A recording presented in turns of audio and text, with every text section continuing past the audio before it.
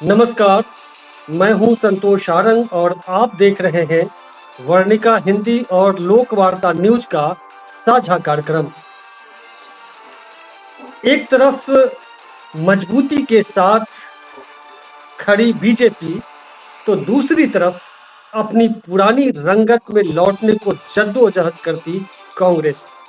और इन दोनों बड़ी पार्टियों, राष्ट्रीय पार्टियों के इर्द गिर्द खंड खंड में विखंडित अनेक छोटी छोटी पार्टियां। जितने नेता उतनी पार्टियां, लेकिन भला किसका? राज्य का, जनता का, या फिर लोकतंत्र का?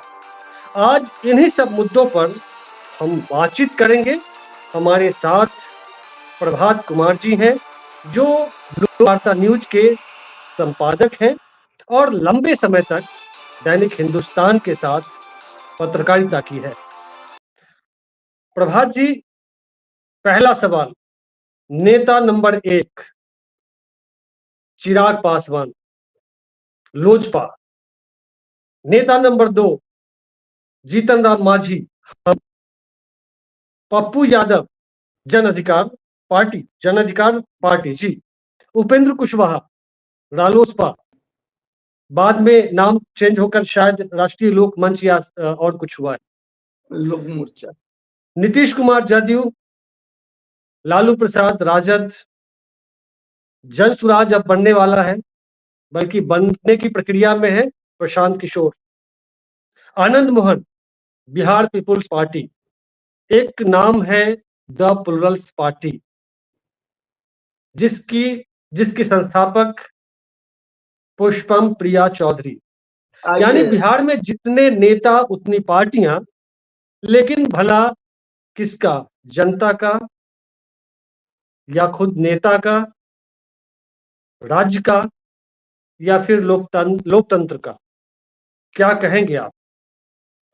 देखिए, मैं इसमें 2-3 महत्वपूर्ण बात आपको सामने रखना चाहूंगा कि आपको थोड़ा-सा फ्लैशबैक में मैं पीछे ले जाना चाहूंगा। फ्लैशबैक में आप ले चलेंगे? चलिए, फ्लैशबैक में हम चलते हैं। 2023 में फरवरी के महीने में पटना में एक भाजपा की बैठक हुई थी। जेपी नड्डा का एक बयान आपको याद आया होगा कि जिसमें छोटी पार्टियों को लेकर जो उन्होंने बयान दिया था कि भाजपा छोटी पार्टियों के साथ जो बर्ताव करती रही है, माने सारी पार्टियां जैसे कि नदियां, छोटी नदियां गंगा में समाहित हो जाती है, उसी तरह भाजपा भी में सारी छोटी पार्टियां आज न कल समाहित हो जाएगी, इसका उनको विश्वास था। यह अलग बात है कि 2024 का रिजल्ट कुछ इससे अलग हुआ और छोटी पार्टियों का कई जगहों पर अस्तित्व कायम हो रहा है और कई छोटी पार्टियों ने कमाल भी दिखाया है इस चुनाव में। और लेकिन दो तरह की छोटी पार्टियां हैं। एक छोटी पार्टियां क्षेत्रीय पार्टियां हैं, जिसका क्षेत्र में अपना वजूद है, अपने क्षेत्र की वह मजबूत पार्टी है, क्षेत्र में उनका लंबे समय से कम 3 दशक 4 दशक का एक यात्रा है और एक जनाधार भी है, सॉरी। तो उस तरह की पार्टियां हैं। कुछ पार्टियां ऐसी है जो सिर्फ चुनाव में उम्मीदवार बने थे तो पार्टियां बनी थी और वो पार्टी चुनाव के साथ साथ विलीन हो गई। जैसा कि मुझे याद है कि द प्लुरल्स पार्टी उसी क्रम में आती है और इसी तरह से अक्षय वर्मा जो 2014 में जो आईएएस मुजफ्फरपुर के निवर्तमान डीएम रहे, अमिताभ वर्मा जो अब रिटायर्ड डीएम रहे, एसपी रहे? डीएम मुजफ्फरपुर के डीएम थे। अच्छा। अक्षय वर्मा। तो अक्षय वर्मा छात्र राजनीति करते थे, अमेरिका में भी और इंग्लैंड में भी, जो और अपने यूनिवर्सिटी में बड़े नेता थे और उनको राजनीति का जब शौक बना तो उन्होंने एक सर्जन कल्याण लोकतांत्रिक पार्टी का ही गठन कर लिया था और उस पार्टी से वो 2014 का चुनाव भी लड़े थे। हमको जैसा याद है कि 20-22 हजार वोट भी आया था उसको, उनको 20,000 से प्लस वोट आया था उनको। ठीक है, तो वो पार्टी भी उसके बाद खत्म हो गई। इसी तरह से एक जमाने में बड़ा उफान था आनंद मोहन का, शायद वह साल था 1995 और उस साल बिहार पीपुल्स पार्टी बनी थी। पूरे बिहार में चुनाव मैंने समझौता करके कुछ दलों से, लेकिन बड़े स्तर पर बिहार पीपुल्स पार्टी ने उस समय समता पार्टी का गठन हुआ था और आनंद मोहन बड़ी ताकत के साथ उभरे थे और सब जगह, लेकिन उनका जो रिजल्ट आया वो रिजल्ट से वो उनकी यात्रा उसके बाद ही लगभग खत्म हो गई। मतलब 10 साल। जैसे समुद्र में लहर उठती है बहुत तेजी से, बिहार की हाँ, सियासत में वो इसी तरह से एक लहर की तरह बिहार पीपुल्स पार्टी उभरी थी और जी, लगा था जी। कि अब सीएम बनेंगे और पूरे बिहार में छा जाएंगे। हाँ, पूरे सीएम बनने की तैयारी थी आनंद मोहन की, लेकिन उसी समय कृष्णैया जैसा कांड भी हुआ और जी कई सारे कृष्णैया की मामले हत्या हो गई थी। कृष्णैया की हत्या हो गई और वहीं से सारा टर्निंग पॉइंट आ गया उस पार्टी का और उसकी राजनीति का। ठीक है, तो आपको बता दें कि ये कुछ पार्टियां बनी और उनका अस्तित्व खत्म हो गया और कुछ छोटी पार्टी अभी भी कहीं ना कहीं पर्दे में बनी हुई है या फिर अपने को स्थापित करने की कोशिश कर रही है, जिसमें पप्पू यादव की पार्टी जनाधिकार पार्टी जन है। हाँ, वो तो और कांग्रेस में वो विलय कर चुके हैं ना। कांग्रेस में विलय का वो पूरा पूरा क्या उनका वही जानेंगे, वही बता सकते हैं, लेकिन जो दिखा था टीवी के स्क्रीन पर वो तो विलय की बात थी, लेकिन वो मतलब कागज निर्दलीय में बना हो निर्मोही। सकता है या ये घोषणा कर दिए होंगे ना, हाँ, तो विकल्प बनाए निर्दलीय, रखने लेकिन के लिए। उनके उनके पार्टी के पदाधिकारी जीवित हैं, इसलिए मैं उनको कह रहा हूं कि वो भी पार्टी है। किसी एक नेता से पार्टी का अस्तित्व नहीं खत्म हो जाता है। आज भी समता पार्टी बना हुआ है और उसके कोई ना कोई पदाधिकारी हैं, तो पार्टी अपना चलता रहता है, लेकिन वो अब माने उस तरह से उस रौद्र रूप में नहीं है जिस रौद्र रूप में 95 में समता पार्टी थी। तो उस तरह की बात है। अच्छा अब प्रभात जी, अब रही बात नहीं, हम अब रही बात राष्ट्रीय जनता दल और जनता दल यूनाइटेड की। नहीं, हम वो आप आएंगे, हम उसके बीच में इंटरप्ट कर रहे हैं। एक मिनट प्रभात जी, सवाल चूंकि कंटिन्यूअस वो विषय जुड़ता जाए। आपने अक्षय वर्मा की बात की। अक्षय वर्मा विदेशों से पढ़कर आए और एक रसूखदार परिवार से रहे। पुष्पम प्रिया चौधरी भी London school of economics and political science से मास्टर की डिग्री हासिल करके लौटी और शायद उनके परिवार में कोई विधायक या सांसद, शायद मुझे ध्यान में नहीं, लेकिन जो उनके पिता संज्ञान उनके दिमाग में आ पिता रहा है। विधायक बन चुके थे। जी, उनके पिता विधायक थे, जाले उनके पिता विधायक थे। अच्छा। उनके पिता तो विधायक थे। पॉलिटिकल पॉलिटिकल बैकग्राउंड भी था। मैं जो जहां जाना चाहता हूं कि वो विदेश से पुष्पम प्रिया पढ़कर आई और 2020 के विधानसभा चुनाव में पूरा बिहार घूम घूम कर पढ़े लिखे लोगों को जोड़ा और मुख्यमंत्री के रूप में खुद को पेश किया था और 2 जगह से चुनाव भी लड़ी, दोनों जगह से हार गई। शायद 30 या 34 सीटों पर उम्मीदवार भी उतारे, लेकिन आज चर्चा में कहीं नहीं है और बिहार को बदल देने का सपना दिखाया था। उसी तरह आज जन सुराज के प्रशांत किशोर भी बिहार में बदलाव लाने का ऐलान कर रहे हैं, सपना दिखा रहे हैं। वे भी विदेश से पढ़कर लौटे हैं और तरह तरह अपने दिखा रहे हैं। तो अक्षय मैं वर्मा वही या आ रहा पुष्पम था। प्रिया चौधरी की तरह ही तो प्रशांत किशोर सपना नहीं दिखा रहे हैं। क्या उस वही हश्र देखिए, होगा या कुछ अलग होगा? नहीं देखिए, जन सुराज और पुष्पम प्रिया में बड़ा अंतर है।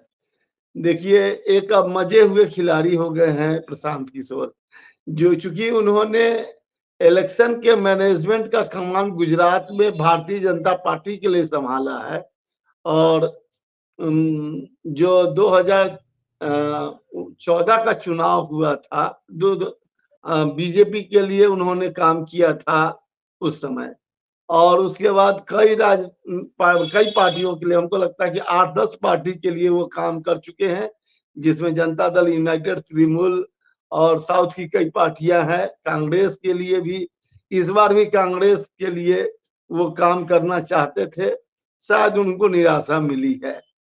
तो उन्होंने घाट घाट कर पानी पिया है और राजनीति में एक लंबा समय अब लगभग 1 दशक का समय उन्होंने 15 में यहाँ एंट्री ली थी और 15 में जब बिहार में विधानसभा का चुनाव हो रहा था, तो उस समय वो बिहार में जो महागठबंधन की सरकार थी उसके का वो उन्होंने उसकी स्ट्रैटेजी तैयार की थी और उसमें उनका हाथ रहा था। तो 10 साल का लगभग उनका अनुभव है और वो बिहार के रहने वाले हैं और बिहार की माने की राजनीति से भी परिचित है और बिहार के सोशल इकोनॉमी को भी जानते हैं। लेकिन तो एक चीज यहाँ जोड़ना हम चाहते हैं प्रभा जी, कि जिस तरह के सपने दिखाकर प्रशांत किशोर आगे बढ़ रहे हैं, उनकी कथनी करनी में तो साफ अंतर अभी दिख रहा है। उन्होंने कहा बार-बार वो अपनी सभाओं में ये कहते हैं कि हम जाति और धर्म पर आपने बहुत वोट दिया, और वो दलित और मुसलमान को लेकर जिसकी आबादी बिहार में लगभग 36% या 37% है, उसको टारगेट कर रहे हैं और वो ऐलान कर चुके हैं कि पहला वो प्रदेश अध्यक्ष, जनसुराज के अध्यक्ष दलित होगा और फिर मुसलमान, ईबीसी, एससी, एसटी, ईबीसी और ओबीसी और जनरल को एक-एक साल के लिए कुछ इस तरह के विचार हो रहे हैं कि अध्यक्ष बनाना है, सबको भागीदारी देनी है। तो भागीदारी के हिसाब से तो वो मंथन चल रहा है, लेकिन फिर जात की राजनीति, धर्म की राजनीति तो चल ही रही है। जी, अब आगे आप जोड़ें। हम जहाँ तक उनकी पार्टी की शुरुआत 2 अक्टूबर से होनी चाहिए। 2 अक्टूबर भारत के राष्ट्रपिता महात्मा गांधी का जन्मदिन है। गीता पर हाथ रखकर कसम खाना और राष्ट्रपिता महात्मा गांधी का नाम लेकर झूठ बोलना, दोनों एक ही जैसा है। भारत के लोगों के लिए अगर सोचिएगा, लेकिन दोनों को करने में लोग परहेज नहीं करते हैं।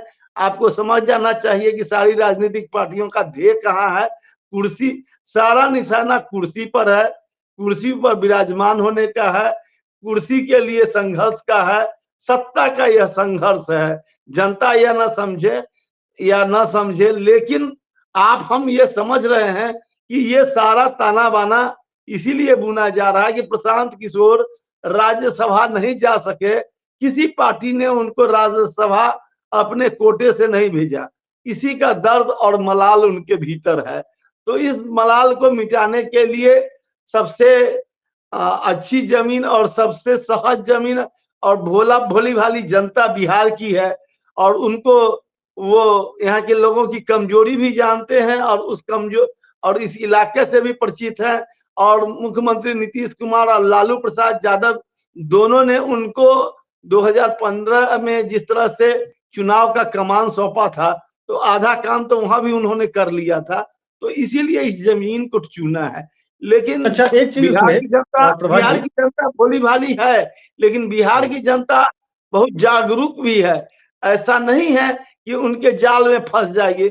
बिहार की जनता अगर ऐसी होती तो बिहार में जिस तरह से साउथ में कोई एक्टर या एक्ट्रेस चुनाव में खड़ा होकर आसानी से जीत जाता है, बिहार में संभवतः हमको लगता है कि शत्रुघ्न सिन्हा, जिनकी बड़ी आबादी पटना में है, उनको भी राष्ट्रीय पार्टी का सहारा लेना पड़ता था और उनको भी जीतने में पसीना छूट जाता था। तो जी, आसान जमीन बिहार नहीं है और सिर्फ सपना दिखाने से कि हम अच्छा स्कूल, अच्छा स्वास्थ्य व्यवस्था, अच्छी जिंदगी और अच्छे सपने हम आपको दिखाएंगे और आपको अच्छी जिंदगी उपलब्ध कराएंगे, ये कह देना और कर देना में तो अभी प्रशांत किशोर की औकात क्या है। अगर मैक्सिमम जिस तरह से उनके तरफ अभी लोगों का आकर्षण बढ़ा है, अगर बहुत स्थिति अगर उनकी होगी तो लोजपा के आसपास भी नहीं होगी। 5-7 एक सवाल है, लंबा वक्त होगा, भाषण के रूप में हम लोग ना वो ले जाएं डिबेट को। सवाल ये है, अभी लगातार एक प्रोपेगेंडा फैलाया जा रहा है वो यूट्यूब के जरिए, चैनल्स के जरिए, कि प्रशांत किशोर नीतीश कुमार की जदयू को खत्म कर देंगे। और दूसरा कि यदि मान लीजिए 2-4 सीटें भी अगर मिल जाती है प्रशांत किशोर को, तो गठबंधन जब करना होगा तो राजद के साथ गठबंधन करेंगे या फिर बीजेपी के साथ करेंगे। मान लीजिए ऐसी स्थिति आई कि अगर इनको 10 सीटें मिल गई और बीजेपी जो एनडीए गठबंधन है उसको 8 सीटों की ज़रूरत है, तो क्या बीजेपी इधर जाएँगे जनसुराज बीजेपी के साथ एनडीए के साथ जाएगा, प्रशांत किशोर जाएँगे या फिर इधर आरजेडी की तरफ और इंडिया ब्लॉक की तरफ जाएँगे? देखिए, राजनीति में बिहार में जिस तरह से बार्गेनिंग चल रही है और सारे नेता जिस तरह से बार्गेन कर रहे हैं, हमको लगता है कि जनसुराज के प्रशांत किशोर को भी सिर्फ वोट लेने तक यह मतलब है कि हमको कहाँ से अधिक वोट हो आ सकता है, इसलिए उनको लगता है कि भाई हम बीजेपी को अटैक करके, बीजेपी को कमजोर करके हम नहीं माने उसमें हमारी जो हमारा वर्ग है वो हमको सपोर्ट नहीं करेगा, इसलिए वो आरजेडी और जदयू को अटैक कर रहे हैं। उनका अटैक जदयू और राष्ट्रीय जनता दल पर है, मुसलमान और दलित वोट पर है। लेकिन जब उनको समझौता करने का सवाल आएगा, तो बार्गेन करेंगे और जहां उनको ज्यादा फायदा होगा वहीं जाएंगे, वहां वो फायदा को पहले देखेंगे, जनता का हित, कमिटमेंट और वो सब अच्छा शिक्षा, अच्छा स्वास्थ्य सब उसके पीछे चला जाएगा। चलिए अब अधिक ऊर्जा प्रशांत किशोर पर खर्च ना करें, अब आगे आते हैं। बिहार की सियासत में जो अब चल रहा है, जो जितने नेता उतनी पार्टियां, हम के जीतन राम मांझी, चिराग पासवान ने अभी जो सुप्रीम कोर्ट के फैसले आए हैं, जो एससी/एसटी आरक्षण में सब कैटेगराइज करने की, उसको नकार दिया है, कहा कि नहीं, एससी ये सुप्रीम कोर्ट को पुनर्विचार करना चाहिए। उनके पिताजी ने इसको लेकर के लगातार मांग करते रहे कि वो क्रीमी लेयर के दायरे में नहीं लाया जाना चाहिए, तमाम चीजें हैं। अभी बिहार की सियासत में लगातार चल रहा है, यूट्यूब पर भी चल रहा है कि अब नीतीश नाराज हैं, झारखंड चुनाव में जदयू उतरेगा। तो ये तमाम चीजें क्या चल रही हैं अलग-अलग हिस्सों में, टुकड़े-टुकड़े में क्या चल रहा है बिहार में? देखिए, जो टुकड़े-टुकड़े में चल रहा है, अगर उसका एक संयुक्त टुकड़ा बन गया, तो भारत की राजनीति बदल जाएगी। अगर अच्छा। जीतन राम मांझी जिस तरह से लगातार मोदी जी की वकालत कर रहे थे, अब जो सुप्रीम कोर्ट का फैसला आया है, हमको लगता है कि उनका कोई बड़ा बयान उसके बाद आया नहीं है। अभी हमको लगता है कि शायद उनकी चुप्पी है, लेकिन चिराग पासवान ने स्पष्ट अपना क्लियर कर दिया है। और आपको बता दें कि 2024 के चुनाव के लोकसभा के बाद से चिराग पासवान का बड़बोलापन नहीं दिख रहा है, वो चुप है, कहीं ना कहीं बहुत संयमित चल रहे हैं बिहार की राजनीति में। देश की राजनीति में उनकी अभी औकात क्या है, लेकिन जो प्रदेश की राजनीति है उसमें वो संयम के साथ चल रहे हैं। और यह जो बयान आया है सुप्रीम कोर्ट का जो फैसला के खिलाफ, वो निश्चित तौर पर नीतीश कुमार और चिराग पासवान को कहीं ना कहीं करीब कर रहा है, कहीं ना कहीं एक दूसरे के करीब ला रहा है। और जिस तरह से ये जो चीजें आ रही है, जिस तरह से ये फैसला आया है, कहीं ना कहीं दलित समाज को अपने उसी खतरे से का अंदाजा लग रहा है जिस खतरे से ओबीसी गुजर रही है। जिस तरह से ओबीसी को संकट में डाला जा रहा है, कभी क्रीमी लेयर की बात होती है, कभी उनके आरक्षण को बायां, कभी दायां, कभी कुछ। और जैसे कि जब ईडब्ल्यूएस को आरक्षण दिया गया, तो जिस तरह से ओबीसी पर ये पाबंदी लगा दी गई कि जो लोग आरक्षण का लाभ लेंगे उनको सामान्य वर्ग का लाभ नहीं मिलेगा, कई तरह की जो बातें सब हुई है, तो लग रहा है कि कहीं ना कहीं दलित समाज को ये बहुत इस चुनाव से पहले से भी मोदी जी के इस कंसेप्ट का और इस सोच का कहीं ना कहीं से अंदर में डर बना हुआ था। तभी वो संविधान को लेकर, आरक्षण को लेकर इस चुनाव में एग्रेसिव दिखे, और इस फैसले ने उनके एग्रेसिव और भी होने का मौका दे दिया है। अगर वो अपने आरक्षण के बारे में नहीं सोचेंगे और जिस तरह से क्रीमी लेयर और सब कैटेगरीज की बात हो रही है, हाँ, एक पीढ़ी के बाद तो दूसरी पीढ़ी को आरक्षण नहीं मिलेगा, ये तमाम जो चीजें हैं वो बहुत खतरनाक ये है। कहीं ना कहीं आरक्षण को सब खत्म करने की एक प्रक्रिया है। अच्छा, एक चीज और प्रभा जी, एक चीज और ध्यान दीजिए, जज साहब ने जो उसमें फैसले में लिखा है कि एक पीढ़ी के बाद दूसरी पीढ़ी को आरक्षण का लाभ नहीं मिलना चाहिए, न्यायमूर्ति मित्तल करके नाम शायद है, ईडब्ल्यूएस के लिए बिल्कुल नहीं है। जब एक पीढ़ी के बाद दूसरी पीढ़ी को नहीं मिलना चाहिए आरक्षण, तो ईडब्ल्यूएस वालों को भी एक पीढ़ी के बाद दूसरी पीढ़ी को ना मिले, ये अरे बात शायद नहीं है। संतोष जी सबसे पहले वहां ये क्यों सोच रहे, वहां जो सबसे बड़ा बैरियर जुडिशियरी में है कि जुडिशियरी में कोई आरक्षण का ही प्रावधान नहीं है। जुडिशियरी में कोई आरक्षण का प्रावधान है क्या? तो वो तो नहीं, उनका कुछ तो खास परिवार, कुछ खास जाति के लोग वहां कुंडली मार के बैठे हैं कॉलेजियम सिस्टम के उनका माध्यम से। वो जो उनकी वह जो कुर्सी है, उनका जो वो विशेष क्षेत्र है, उसमें आरक्षण परमिटेबल नहीं है, कहीं से उसका परमिशन नहीं है प्रवेश के लिए। तो उनकी सोच कैसी होगी ये स्पष्ट है। अच्छा, तेजस्वी यादव ने कल प्रेस वार्ता करके एक दलित के नेता थे मुजफ्फरपुर में, रवई राम, उन्होंने जुडिशियरी में आरक्षण को लेकर एक बड़ा आंदोलन किया था और वो पहले बिहार के नेता थे जो जुडिशियरी में आरक्षण को लेकर दिल्ली तक में प्रदर्शन किया, अभी आंदोलन किया। उपेंद्र कुशवाहा चुप है। उपेंद्र कुशवाहा ने भी अभियान चलाया था कॉलेजियम सिस्टम के खिलाफ, आपको ध्यान में होगा, लेकिन अभी चुप है, शायद उनका बयान नहीं आया। और भाई राज्यसभा उनको जाना है कि नहीं जाना है? पहले राज्यसभा जाना है या कॉलेजियम सिस्टम के खिलाफ बोलना है? ये तो हम लोगों के बीच जो हमारे नेता और हमारे लोग हैं, चाहे नीतीश जी हो, चाहे उपेंद्र कुशवाहा जी हो, चाहे चिराग पासवान जी हो, चाहे जीतन राम मांझी जी हो, इनकी आवाज में जो परिवर्तन होता है, इनके सोच में जो बार बार डेविएशन आता है, इसका कारण तो स्पष्ट है कि जब कुर्सी का मामला हो जाता है तो चुप्पी हो जाती है, और जब कुर्सी सुरक्षित हो जाती है तो उनको सारा चीज दिखने लगता है। गिद्ध से भी बड़ी दृष्टि हो जाती है, चील से भी बड़ी दृष्टि हो जाती है। अच्छा, हम जानकारी एक दे दें, चिराग पासवान ने कल प्रेस वार्ता करके 65% आरक्षण का जो मामला है उसको लेकर के सुप्रीम कोर्ट राजद जाएगा, ये उन्होंने कहा है। और 9वीं अनुसूची को लेकर के नीतीश कुमार को भी और बीजेपी को भी घेरा है। तो खैर, मुकेश सहनी को लेकर के, अभी मुकेश सहनी के पिताजी का पिछले दिनों मौत हुई थी, उनकी हत्या कर दी गई थी।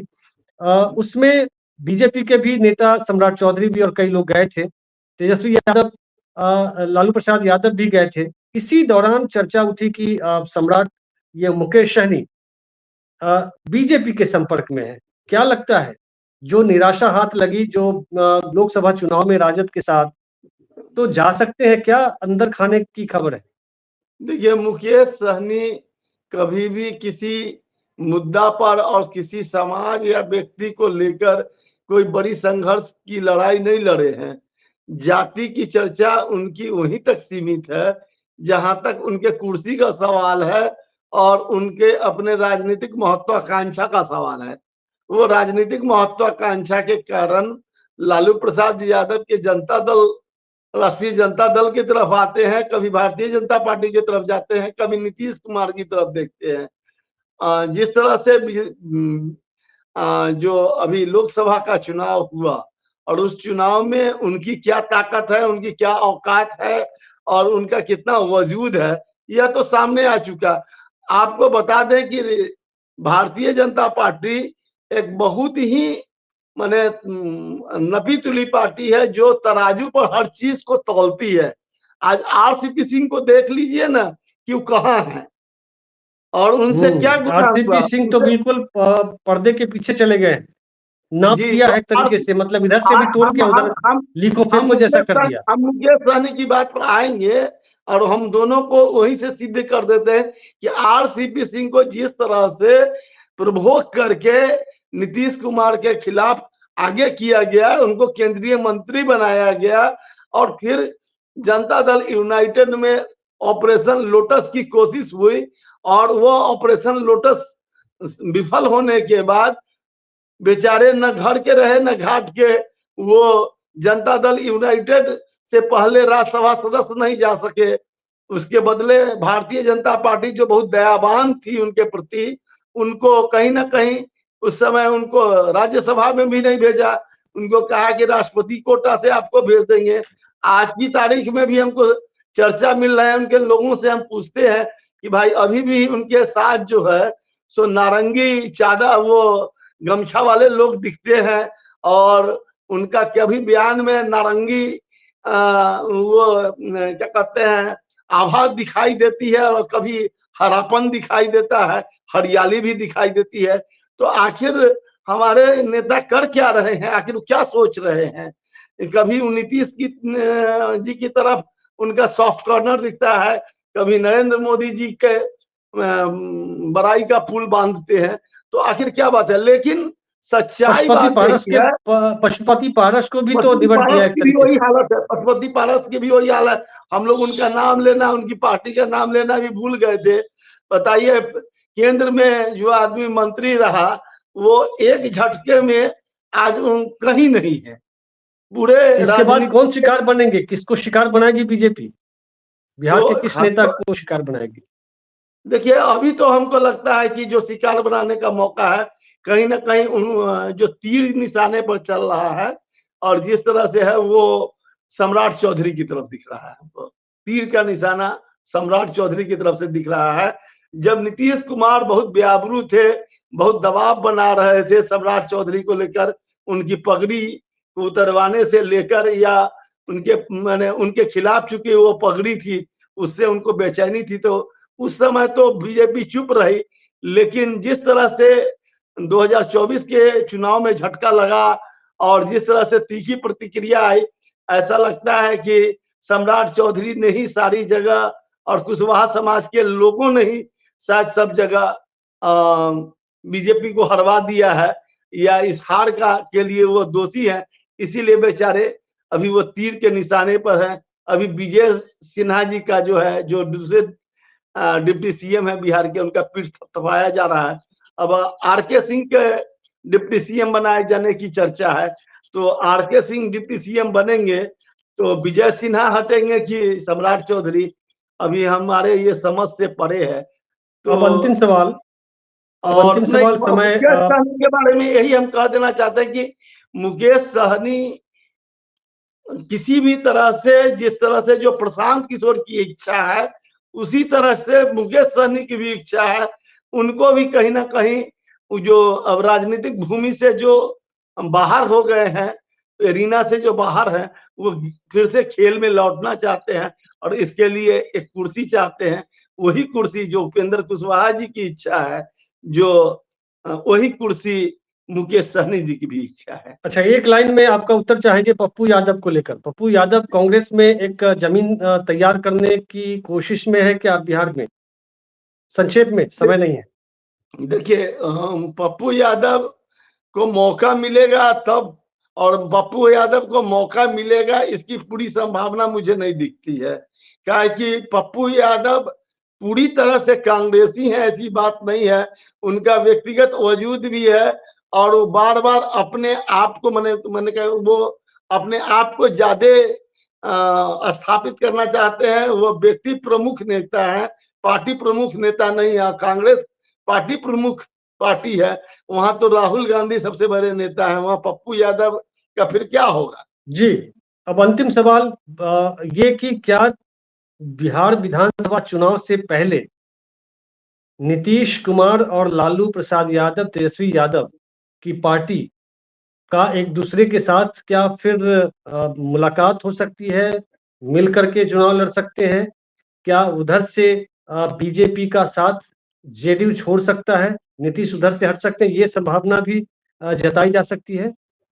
देखिए, ये बिहार में सत्ता परिवर्तन की जो सारी परिस्थिति है, मेरी समझ से ये केंद्रीय राजनीति पर टिकी हुई है। ये जो भी बिहार के नेता हैं और नीतीश कुमार हैं और जो भी छोटे अन्य राज्यों के भी नेता हैं, उनकी सुरक्षा का सवाल है और ये सुरक्षा तब तक संभव नहीं है जब तक देश में सत्ता परिवर्तन नहीं होता है। अगर इंडिया गठबंधन की सरकार अगर बनने में कामयाब हो जाती है तो पहले ही लोग चाहेंगे कि देश में सत्ता परिवर्तन हो और तब हम लोग सब जगह अपना उसके हिसाब से परिवर्तन कर लें। जी, शुक्रिया प्रभात जी। तो इस एपिसोड में बस इतना ही, मिलते हैं अगले अंक में। तब तक के लिए नमस्कार, शुक्रिया।